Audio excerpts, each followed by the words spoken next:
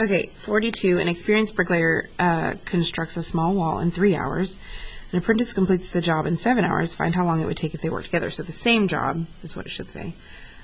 Express your answer in hours and minutes. So we know that we have a bricklayer and we have an apprentice, which means a new guy, and then we have them together. So the bricklayer in total time, and then in 1 hour. So in total, the bricklayer can do it in 3 hours, while the apprentice needs 7 hours, and we don't know how long it's going to take them together. Well, in 1 hour, if it takes him 3 hours, in 1 hour he's going to be a third of the way done. The apprentice will be a seventh of the way done, and together they'll be an unknown amount of the way done. So we can figure out how long it'll take by using the 1 hour. Okay, well, we need to find an LCD. So I know that these can turn into 21 and x because this has an x. So times 7x times 3x and times 21 because it already had the x. So 3 times 7x is 21x, 7 times 3x is 21x, x times 21 is 21x. So all my denominators are the same. So 1 times 7x is 7x plus 1 times 3x is 3x equals 1 times 21 is 21. Well, 7x plus 3x is 10x. Oop. And then divide both sides by 10. And I get x equals 2.1. Now, that's not my answer. However, this is 2 hours. But we need to figure out how many minutes 0.1 is, because 0.1 is not 1 minute, it's not 10 minutes.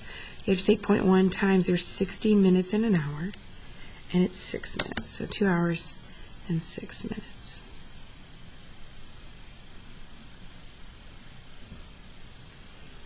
Okay. 43. Mary has saved $17.50 in the past 3 weeks.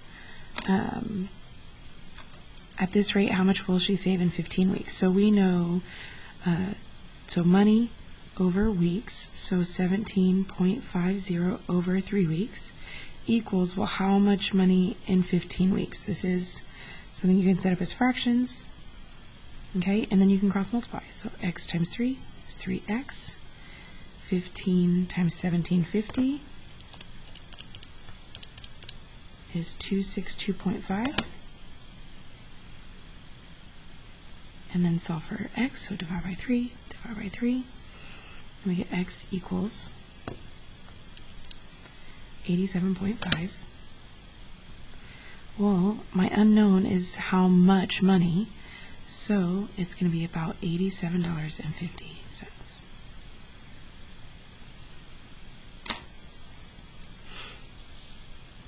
A semi-truck travels 300 miles through the flatland in the same amount of time that it travels 180 miles through the mountains.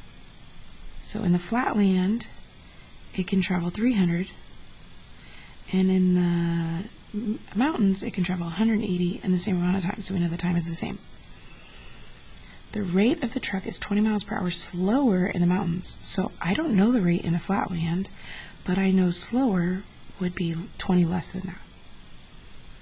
Well, I know distance equals rate times time, but I don't know time. It tells me nothing about time other than they're the same.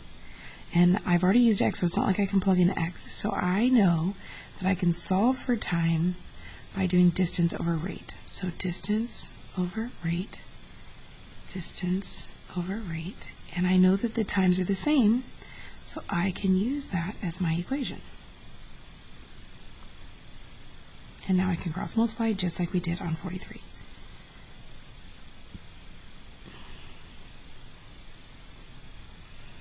I have to distribute this one, so I didn't multiply it out yet.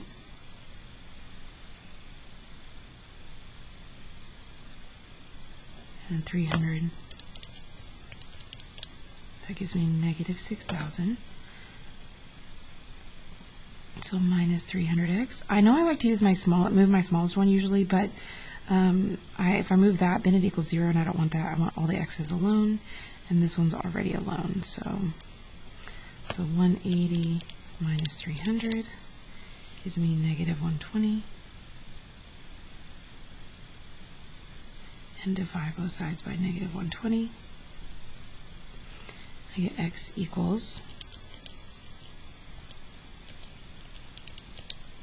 50. Now, I'm not done. I need to pay attention to what it's asking. Pay attention on your final, okay? It says find both the flatland rate and the mountain rate. So rate for the flatland. So flatland is 50 miles per hour because it's just x, and x is 50. Now the mountains, if I can spell, is x minus 20. So 50 minus 20 is 30 miles per hour.